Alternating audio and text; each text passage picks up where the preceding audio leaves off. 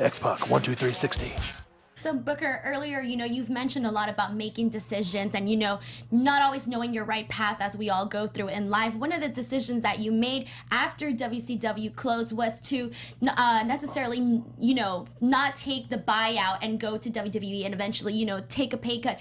So many guys didn't do that. They decided to, finish out their contracts and not continue wrestling. What was the reasoning for you to go to WWE and, not just stay at home and collect paychecks?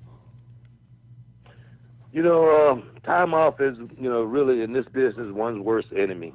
Ric Flair loves to say that. Say again? Say what? Ric Flair loves to say that. Hey, that's where I got it from. That's where I got it from. Ric Flair always used to say, man, time off is the wrestler's worst enemy. That's what he used to always say. Yeah. And for me, I had momentum. The money issue, I gave up a lot of money. I've never done any interviews about that or anything like that. But I gave up a lot of money to keep going. I felt like the money would come right back. I really honestly truly believe this. I make the money. The money don't make me. And that's the way I feel in life. Still right now today, no matter what happens, as long as I got my legs, I got my health, I'm going to make money. That's just who I've been all my life.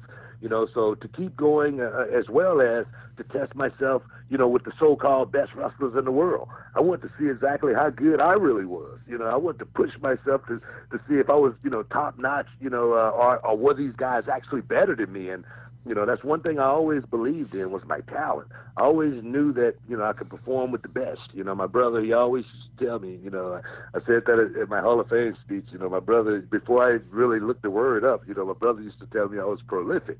Wow. He said, man, you better than he used to say, man, you better than everybody in the locker room. And I believed it because he said it, because my brother was my hero. He was the guy that I wanted to be like. And if he said it, it had to be true. So to go up there to WWE was something that it wasn't something I was, really wanting to do at that time, but the company was closed. It was time to move on to what was next. And I learned at a very, very young age, losing my mother and father, nothing lasts forever. No, you know what? I tell you, man, that night it said a lot to me. But my thing, I can honestly say this: when I came to WWE, I left every accolade that I had ever accomplished in WCW behind. Yeah.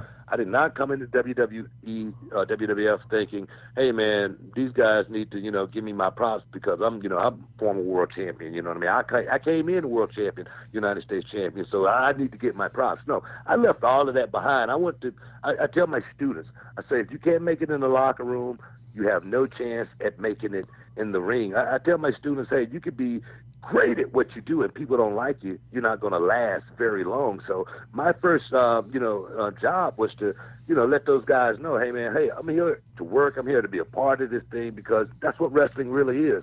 When you got an ego in professional wrestling, if you're not certain guys, you're not going to be around very long. So for me, it was just, wanting to be a part of the team, man, and still, continue to do what I love. Well, to go